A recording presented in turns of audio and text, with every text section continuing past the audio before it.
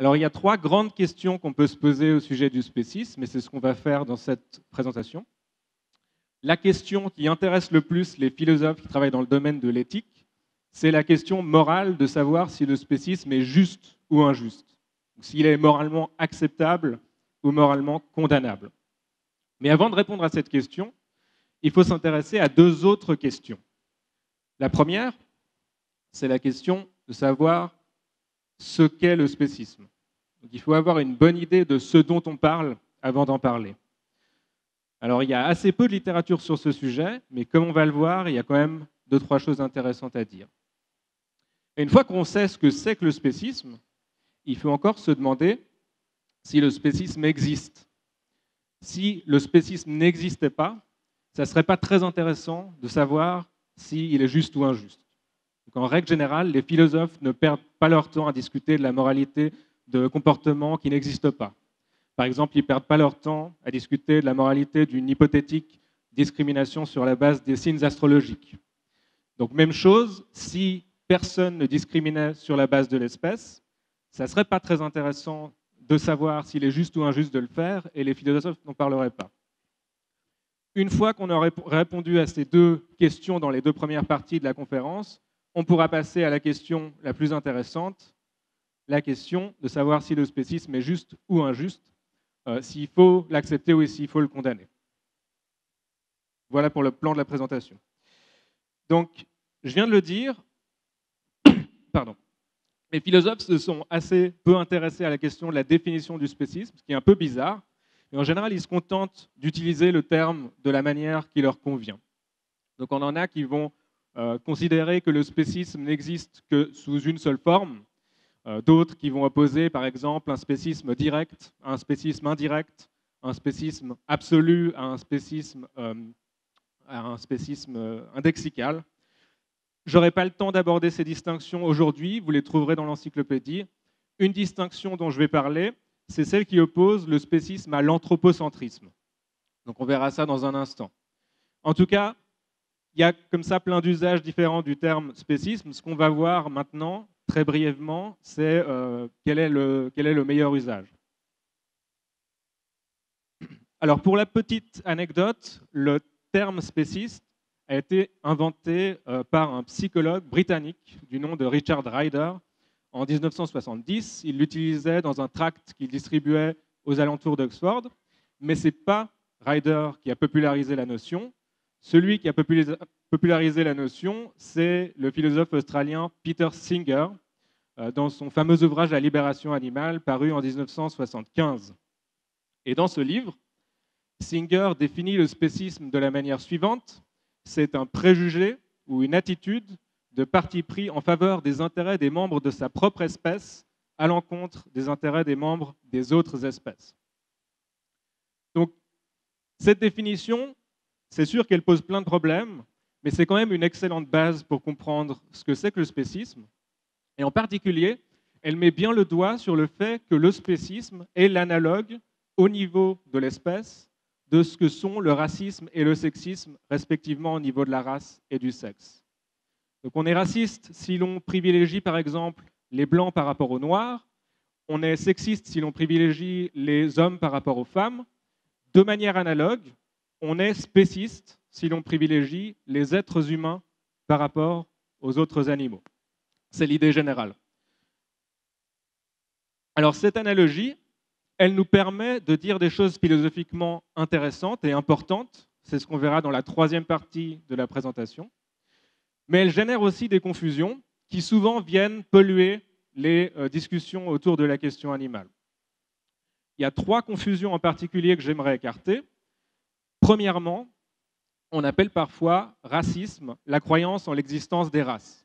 Selon cette idée, être raciste, c'est croire que les races existent au sein de l'espèce humaine. De manière analogue, on pourrait se dire que dans ce cas, le spécisme doit être la croyance en l'existence des espèces. Qu'être spéciste, c'est croire que les espèces existent au sein du règne animal. Problème, la plupart des antispécistes reconnaissent l'existence des espèces, simplement ils considèrent que l'existence des espèces ne justifie pas qu'on privilégie certains par rapport à d'autres en fonction de l'espèce à laquelle ils appartiennent. Donc les espèces existent, mais ça ne justifie pas une discrimination en fonction des espèces. Première confusion, le spécisme n'est pas la croyance en l'existence des espèces. Puis deuxièmement, on appelle parfois racisme la croyance en une hiérarchie entre les races. C'est la croyance, par exemple, que les blancs sont plus intelligents que les noirs. De nouveau, de manière analogue, on pourrait se dire que dans ce cas-là, le spécisme doit être la croyance en une hiérarchie entre les espèces. Ça serait par exemple la croyance que les humains sont plus intelligents que les poissons rouges. De nouveau, problème, les antispécistes ne nient pas ça. La plupart des antispécistes admettent qu'il y a des inégalités entre les espèces. Ils admettent qu'en moyenne, les humains sont plus intelligents que les poissons rouges. Simplement, ils considèrent que ces inégalités ne justifient pas qu'on accorde plus d'importance aux intérêts, au bien-être, à la souffrance des humains qu'aux intérêts, au bien-être et à la souffrance, en l'occurrence des poissons rouges. Donc, deuxième confusion, le spécisme n'est pas la croyance qu'il y a des inégalités entre les espèces. Et puis, troisièmement, on appelle parfois sexisme l'idée selon laquelle les hommes auraient des droits que les femmes n'ont pas. Et par opposition, on appelle féminisme la revendication d'égalité des droits pour les hommes et les femmes. De nouveau, de manière analogue, on pourrait se dire que dans ce cas, l'antispécisme doit être la revendication d'égalité des droits pour les humains et les autres animaux. Donc ça serait par exemple la revendication que les poissons rouges puissent avoir le droit à la liberté de confession. Évidemment, c'est absurde, et évidemment, les antispécistes ne revendiquent rien de tel. Mais ce qui est intéressant, c'est de constater qu'au fond, les féministes, à proprement parler, ne demandent pas non plus l'égalité des droits entre les hommes et les femmes.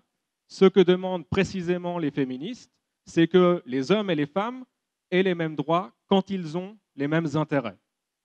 Donc, par exemple, les hommes et les femmes ont en commun un intérêt à bien gagner leur vie, et donc on voit mal pourquoi les femmes toucheraient un salaire inférieur quand elles effectuent les mêmes tâches que les hommes. En revanche, les hommes n'ont pas d'intérêt à pouvoir avorter et donc ils n'ont pas le droit d'avorter. Et ça pose évidemment aucun problème aux féministes. Tout ça, c'est intéressant parce que, au fond, ce que demandent les antispécistes, c'est plus ou moins la même chose au niveau de l'espèce. Les antispécistes ne revendiquent pas l'égalité des droits entre les humains et les autres animaux. Les antispécistes demandent simplement que les humains et les autres animaux aient les mêmes droits quand ils ont les mêmes intérêts. Donc, par exemple, les humains et les autres animaux ont en commun un intérêt à ne pas souffrir. Et donc, si les humains ont le droit de ne pas souffrir inutilement, les autres animaux aussi ont le droit de ne pas souffrir inutilement. En revanche, les poissons rouges n'ont pas d'intérêt à pratiquer la religion qu'ils préfèrent, et donc ils n'ont pas le droit à la liberté de confession. Donc ça, c'est la troisième confusion. C'est l'idée que les antispécistes revendiquent l'égalité des droits pour les humains et les autres animaux. Donc pour le dire très simplement, le spécisme, c'est la discrimination en fonction de l'espèce. C'est un privilège qui est accordé à certains et qui est refusé à d'autres en fonction de l'espèce à laquelle ils appartiennent. Donc on est spéciste si l'on accorde plus d'importance aux intérêts, au bien-être, à la souffrance de certains individus qu'aux intérêts, au bien-être et à la souffrance d'autres individus en fonction de l'espèce à laquelle ils appartiennent. Tout à l'heure, j'ai dit que certains philosophes opposent le spécisme à l'anthropocentrisme. De quoi s'agit-il? On vient de le voir, le spécisme est la discrimination en fonction de l'espèce. Et ça veut dire qu'on est spéciste si l'on privilégie les humains par rapport aux autres animaux, mais aussi si on privilégie certains animaux par rapport à d'autres. Par exemple, si on privilégie les chiens par rapport aux cochons ou les chats par rapport aux vaches. L'anthropocentrisme consiste précisément à privilégier les humains par rapport aux autres animaux. Donc c'est vraiment une variante du spécisme, la variante qui consiste à privilégier les humains. Alors il y a des philosophes qui ne font pas cette distinction. C'est le cas par exemple de Peter Singer. Dans un autre extrait, il écrit que le spécisme est l'idée qu'il est juste de donner la préférence à des êtres uniquement pour la raison qu'ils sont membres de l'espèce Homo sapiens. Donc ici, on voit bien que Singer ne fait pas la distinction et qu'il oublie les variantes de spécisme qui ne sont pas anthropocentristes, donc qui consistent à privilégier certains animaux par rapport à d'autres. Alors on pourrait se dire que ce n'est pas très grave, puisque au fond, l'anthropocentrisme est la variante la plus répandue du spécisme. S'il y a bien une espèce qui est privilégiée parmi toutes, c'est l'espèce humaine. Mais ça, c'est peut-être pas une raison de ne pas faire la distinction, et on peut s'en rendre compte si on réfléchit au cas analogue du racisme. On pourrait dire la même chose au sujet du racisme. S'il y a bien une variante du racisme qui est plus répandue que les autres, c'est le racisme blanc. S'il y a bien une race ou une ethnie qui est plus privilégiée que les autres, c'est la race caucasienne. Et ça, ce n'est pas une raison de ne pas distinguer le racisme du racisme blanc, puisqu'il est raciste non seulement de privilégier les blancs par rapport aux autres, mais aussi éventuellement de privilégier les noirs par rapport aux asiatiques, ou inversement, les asiatiques par rapport aux noirs. Donc si on veut respecter cette analogie, il faut dire la même chose au sujet du spécisme. C'est vrai que l'anthropocentrisme est peut-être la variante la plus répandue du spécisme, mais ça n'empêche pas qu'il est spéciste non seulement de privilégier les humains par rapport aux autres animaux, mais aussi de privilégier certains animaux par rapport à d'autres. Donc ça veut dire qu'il est important de distinguer le spécisme de l'anthropocentrisme, et ça, on le constatera encore dans un instant quand on parlera de la question de l'existence du spécisme. J'y viens justement. Donc on a vu que le spécisme était la discrimination en fonction de l'espèce, et maintenant on peut se demander si cette chose-là existe, si dans les faits, les gens discriminent en fonction de l'espèce. Si dans les faits, les gens ne discriminent pas en fonction de l'espèce, si par exemple ils discriminent en fonction d'un autre critère, alors le spécisme n'existe pas. Et donc ce n'est pas intéressant de savoir s'il est juste ou injuste. Donc cette question, elle est cruciale. Alors un exemple de comportement ou de pratique qu'on pourrait suspecter de spécisme, c'est évidemment l'élevage, en particulier l'élevage pour la consommation de la viande. L'idée, c'est la suivante. D'une part, nous acceptons que des animaux soient élevés et tués pour en faire de la viande. D'autre part, nous refuserions évidemment d'élever et de tuer des êtres humains pour la même raison. Et ça montre bien qu'on traite les animaux de manière dont on refuserait de traiter les humains, ce qui suggère qu'on discrimine sur la base de l'appartenance à l'espèce humaine. Donc ça suggère qu'on est spéciste. Alors je vais examiner deux objections à cette idée, et on va voir qu'aucune de ces objections ne fonctionne. La première objection, elle vient du philosophe Shelley Kagan, qui concède ces deux points. Donc il admet que nous élevons et tuons des animaux pour en faire de la viande. Il admet qu'on refuserait d'élever et de tuer des êtres humains pour en faire de la viande. Mais il ajoute ceci, nous refuserions aussi d'élever et de tuer des extraterrestres intelligents pour consommer leur chair. Donc en clair, on ne voudrait pas tuer E.T. ou Superman pour en faire de la chair à saucisse. Et ça, c'est très intuitif. Donc l'idée de Kagan, c'est que nous privilégions non seulement les humains, mais aussi, hypothétiquement, des extraterrestres intelligents. Et ça montre bien qu'on ne discrimine pas sur la base de l'appartenance à l'espèce humaine. Parce que si on privilégiait seulement les humains, les extraterrestres intelligents auraient le même statut que les autres animaux. Conclusion, nous ne sommes pas spécistes. Donc probablement que vous aurez déjà anticipé le problème avec cet argument. Le problème, c'est que Kagan confond le spécisme et l'anthropocentrisme. Donc il parvient éventuellement à montrer que nous ne sommes pas anthropocentristes, puisque nous privilégions non seulement les humains, mais aussi des extraterrestres intelligents s'il y en avait. Mais il échoue à montrer que nous ne sommes pas spécistes, puisque même si des extraterrestres intelligents débarquaient sur Terre et qu'on se mettait à les traiter avec autant de respect qu'on en a actuellement pour les humains, on continuerait de négliger les intérêts des poules, des vaches et des cochons en vertu de l'espèce à laquelle ils appartiennent. Donc, cette expérience de pensée où des extraterrestres intelligents débarquent sur Terre, elle montre peut-être que nous ne sommes pas anthropocentristes, mais elle ne montre pas que nous ne sommes pas spécistes. Première objection échoue contre l'idée que nous sommes spécistes. Je passe à la deuxième objection. Ici, l'idée, c'est que si nous négligeons les intérêts des animaux, ça n'est pas parce qu'ils ne font pas partie de la bonne espèce, c'est parce qu'il leur manque des capacités mentales qui sont typiques des humains. Donc les animaux ne sont pas rationnels, ne sont pas conscients d'eux-mêmes, ne sont pas capables de réciprocité ou doués de langage, etc. etc. En un mot, et c'est un terme technique philosophique, les animaux ne sont pas des personnes. J'utilise le mot personne ici au sens technique, ce n'est pas le sens ordinaire du terme. Donc la suggestion, c'est que comme nous privilégions les humains par rapport aux animaux, mais que les humains sont des personnes et que les animaux ne sont pas des personnes, en vérité, le critère sur la base duquel nous discriminons, c'est le fait d'être une personne ou de ne pas être une personne. Le critère sur la base duquel on discrimine, ce n'est pas l'appartenance d'espèce. Et si ça c'est vrai, alors nous ne sommes pas spécistes. Le problème avec cette objection, c'est qu'elle rencontre l'argument dit des cas marginaux. L'idée ici, c'est que certains êtres humains ne sont pas des personnes en ce sens technique, philosophique.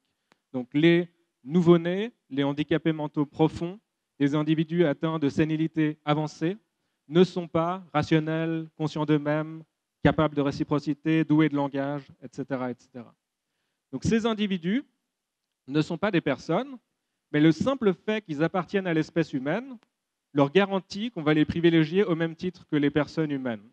Donc ça veut dire qu'on privilégie les personnes humaines, on privilégie les humains qui ne sont pas des personnes, et on néglige les intérêts des autres animaux. Et ça montre bien que le critère sur la base duquel on discrimine, ce n'est pas le fait d'être une personne. Le critère sur la base duquel on discrimine, c'est l'appartenance d'espèce, et en l'occurrence l'appartenance à l'espèce humaine.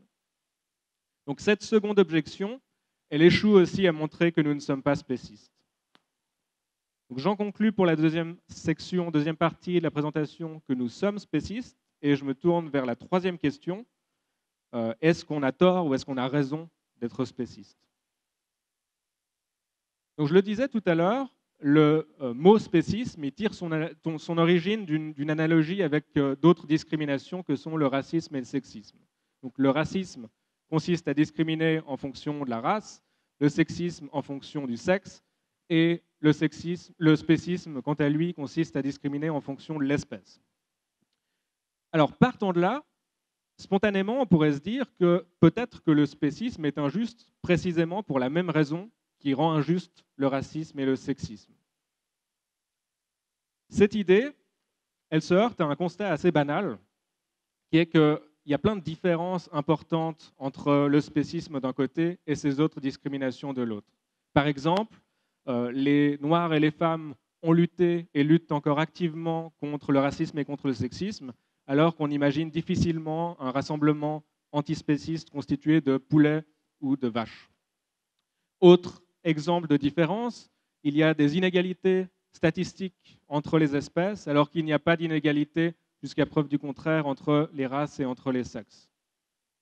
Donc, est-ce que ces différences signifient que l'analogie ne tient pas la route?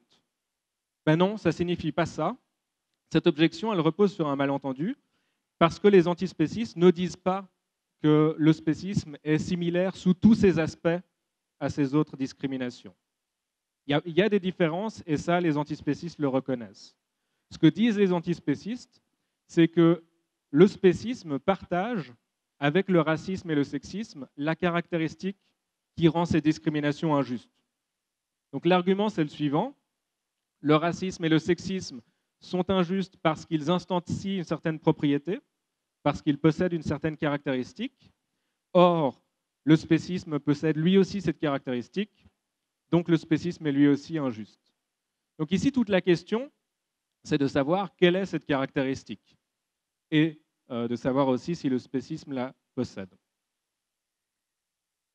Alors une idée généralement acceptée, c'est qu'il faut traiter les cas similaires de manière similaire. Si vous voulez privilégier un individu par rapport à un autre, il faut pouvoir identifier une différence pertinente entre ces deux individus qui justifie un traitement différent. Le racisme et le sexisme violent ce principe. Il n'y a pas de différence entre les blancs et les noirs qui justifie qu'on privilégie les noirs. Et ça veut dire que le racisme viole ce principe. Il n'y a pas de différence entre les hommes et les femmes qui justifient qu'on privilégie les hommes. Et ça veut dire que le sexisme viole lui aussi ce principe. Alors l'idée des antispécistes est la suivante. Premièrement, le racisme et le sexisme sont injustes précisément parce qu'ils violent ce principe de justice. Or, le spécisme viole lui aussi ce principe de justice, donc le spécisme est lui aussi injuste. Alors ici, la prémisse qui est cruciale, c'est la deuxième. Est-ce que c'est vrai que le spécisme viole le principe de justice ou est-ce qu'au contraire, il y a des différences entre les humains d'un côté et les animaux de l'autre qui justifient qu'on privilégie les êtres humains? C'est ce qu'on va voir maintenant. Donc voici un argument pour dire qu'il n'y a pas de différence pertinente entre les humains et les autres animaux. Premièrement, la seule différence entre d'un côté tous les êtres humains et de l'autre tous les animaux non humains, c'est l'appartenance à l'espèce humaine. Ça peut surprendre de prime abord, puisqu'on se dit souvent qu'il y a plein de différences entre les humains et les autres animaux, il y a plein de propres de l'homme. On se dit que les humains sont rationnels, conscients d'eux-mêmes, capables de réciprocité, doués de langage, etc., contrairement aux autres animaux. Mais on a vu tout à l'heure qu'il y avait des exceptions. Il y a des humains qui ne possèdent pas ces capacités.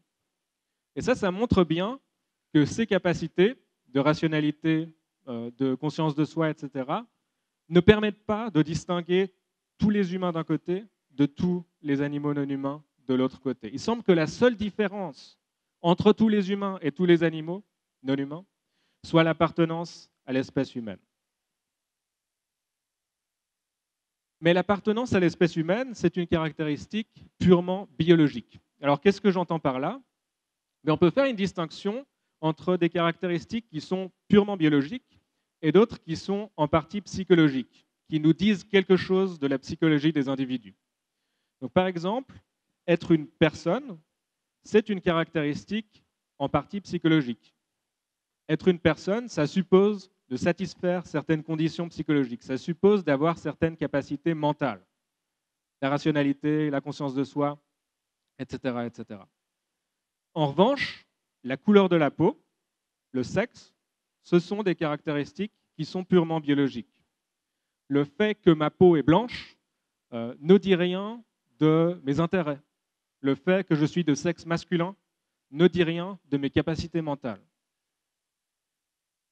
Donc ces propriétés, ces caractéristiques sont strictement biologiques. Une autre caractéristique qui est strictement biologique, c'est l'appartenance d'espèce. De la même manière que pour la couleur de ma peau ou mon sexe, le fait que je suis un homo sapiens plutôt que, mettons, un chimpanzé, ne dit rien de mes capacités mentales, de mes intérêts, ou plus généralement de ma psychologie. Donc il s'agit aussi d'une caractéristique purement biologique. Le problème, c'est que les caractéristiques purement biologiques ne sont pas pertinentes du point de vue moral. Ce n'est pas le genre de caractéristiques qui vont justifier qu'on privilégie certains individus par rapport à d'autres. Le fait que ma peau est blanche plutôt que noire ne justifie évidemment pas qu'on accorde plus d'importance à mon bien-être qu'au bien-être de quelqu'un de noir. Le fait que je suis de sexe masculin ne justifie évidemment pas qu'on accorde plus d'importance à ma souffrance qu'à la souffrance d'une femme. Donc, de manière analogue, le fait que je suis un homo sapiens, si c'est un fait strictement biologique, ne peut pas non plus justifier qu'on accorde plus d'importance à mon bien-être, ma souffrance ou mes intérêts qu'au bien-être, à la souffrance et aux intérêts d'un chimpanzé, par exemple. Conclusion, il n'y a pas de différence moralement pertinente entre tous les humains et tous les autres animaux. Et ça, si on se rappelle de ce qu'on a vu tout à l'heure, ça veut dire que le spécisme viole le principe de justice qui nous demande de traiter les cas similaires de manière similaire. Quand on est spéciste, on traite des cas qui en fait sont similaires quant à leurs caractéristiques pertinentes, comme s'ils étaient différents. Puisque c'était cette caractéristique qui rendait injuste le racisme et le sexisme, le fait de violer ce principe, et on peut conclure que le spécisme est lui aussi injuste, et qu'il est injuste précisément pour la même raison. Donc pour récapituler, on a vu que le spécisme était la discrimination en fonction de l'appartenance d'espèce. On a vu ensuite que le spécisme existait, puisque dans les faits, il semble que les gens discriminent en fonction de l'appartenance d'espèce. Puis on a vu finalement que le spécisme violait, comme le racisme et comme le sexisme, ce principe de justice, et que donc, comme le racisme et comme le sexisme, le spécisme était injuste, et même pour la même raison. Merci pour votre attention.